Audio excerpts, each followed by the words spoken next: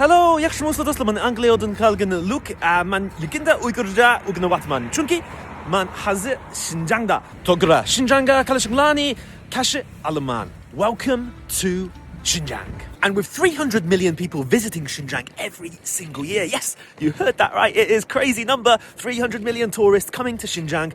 They come for many good reasons. You can see around me now, we've got lots of snow. It is absolutely freezing, but yes, I can just travel half an hour away from here and go skiing. I can also go in the other direction. I can ride camels in the desert. There's just so much nature here in Xinjiang. You have beautiful crystal clear lakes, beautiful grasslands and mountains. The list goes on, and that is why I have decided to move to Xinjiang to work and live, and I'm just absolutely enjoying it. But you might also be surprised that Xinjiang is actually pretty well known for its AI. No, this video is not clickbait. No, this video is not rubbish. I genuinely think that the future of AI is not in California, Silicon Valley. It is right in the northwest of China, Xinjiang, in a place called Karamai. You might not have never heard of it before.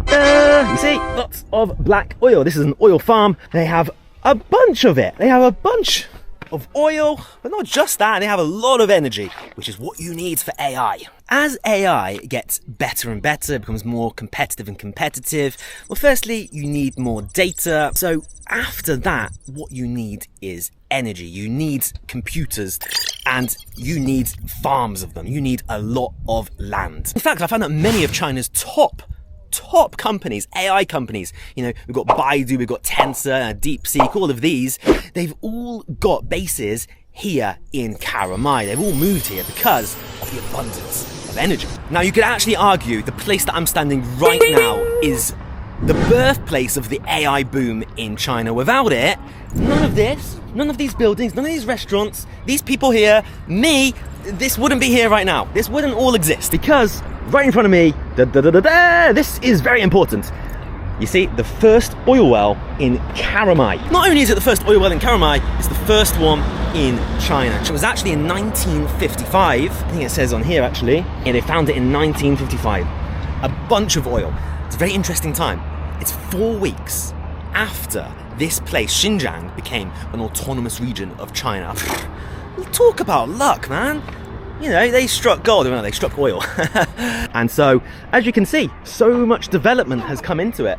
For nothing, nobody at all. And then they decided, right, we're gonna step this up again. We're gonna need to get more people. We're gonna need to change it and bring a lot more development. And that's what we're seeing year by year. And the weather and geography of Karamai is absolutely the perfect place for AI. That is why so many companies have come here. As you can see, all around me, this is where all the oil fields are located. Let me just show you the time. 9:06.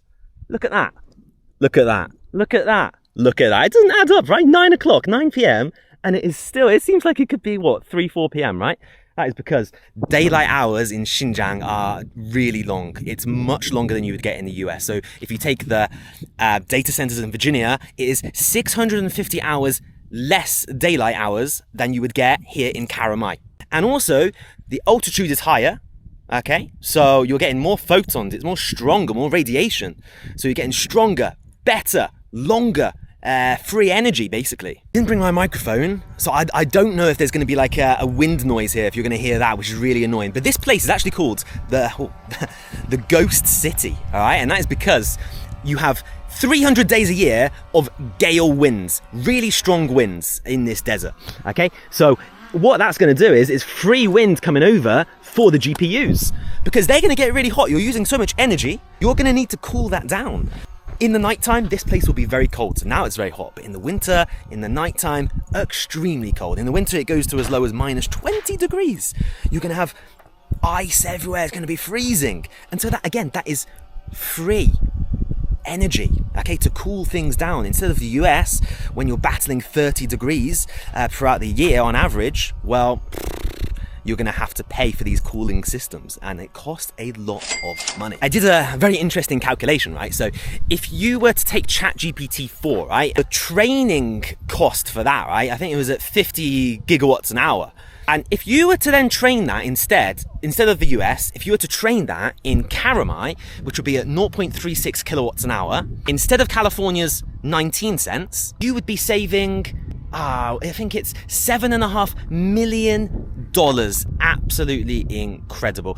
But the killer is the inference. So whenever you send a message to ChatGPT, you're costing Sam Altman, you're costing OpenAI money, every single message. And because their energy is so expensive, it's not as good, it's not going to be scalable. Again, if that was on Karamai's desert grid, if you were to move this over, you would be saving billions, not millions, billions. The electricity, compared to Shanghai and Beijing, it's a third cheaper than it is in other cities across China. So it's just incredibly affordable. And that's why you're seeing all of these tech giants, they're moving ship to Karamai. It's just better, get everything done over here.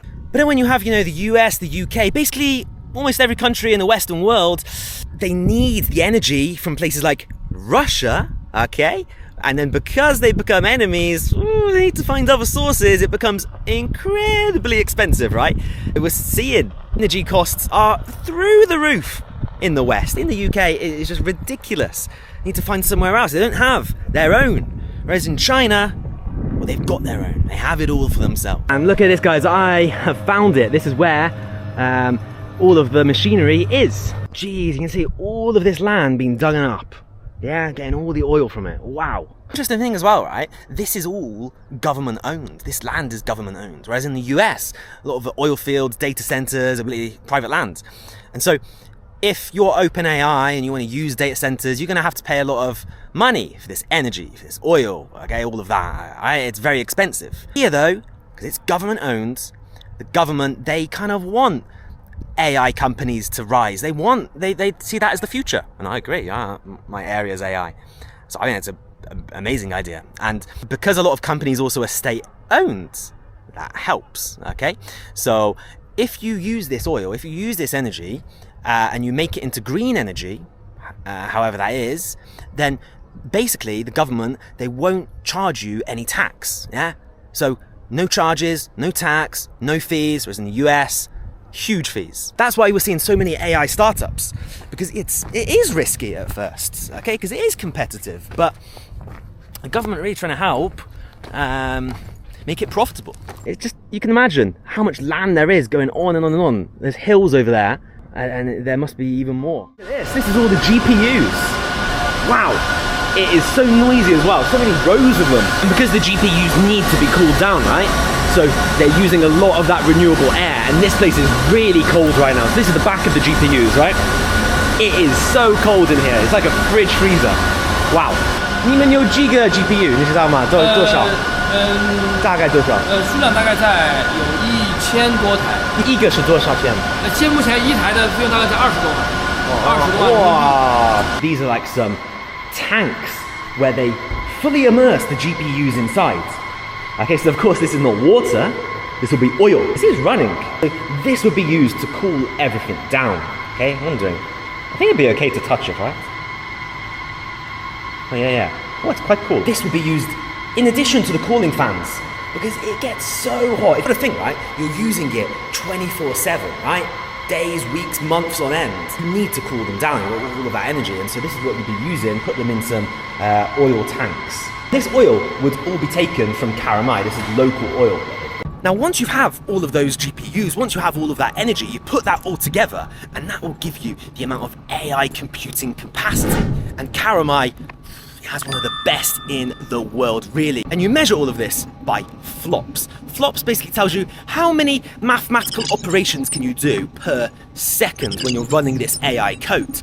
And in Karamai, they have 17 exaflops. And that is honestly insane. 17 exaflops means you can do 17 quintillion mathematical operations per second. Compare that to Tennessee, for example, it's about half of that, it's about 8.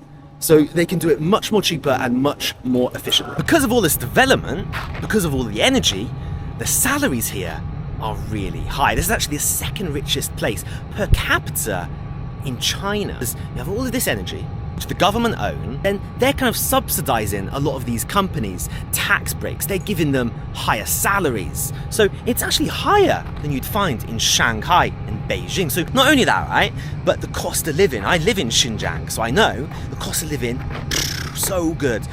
Renting an apartment, really cheap. Food, transport, really good. So not only is the salaries higher, but also you can be saving so much more money. That's why more and more people are coming, more and more companies are opening up here. To describe 2025 in just a single word, it would probably be adventure. You see, this has definitely been the best year of my life so far. I've managed to graduate with a PhD from a Chinese university. And then after graduating, I moved to the other side of China, to the northwest region of Xinjiang. And that in itself has been a complete adventure because the culture, the diversity of the place is just so different to what I'm used to. And it borders 8 other countries. And so I've been able to have adventures next to Xinjiang. For example, I've been to Kazakhstan, Kyrgyzstan, Uzbekistan just this year alone. But Xinjiang in itself is absolutely gigantic. You can see it's 7 times bigger than the UK. So I have also been able to travel all around Xinjiang to see different climates, different cultures, different people, and different food. All of those are adventures. So I'd probably say my 2026 New Year's resolution will have to be to travel more, because that's what I've done this year and it's worked out pretty well.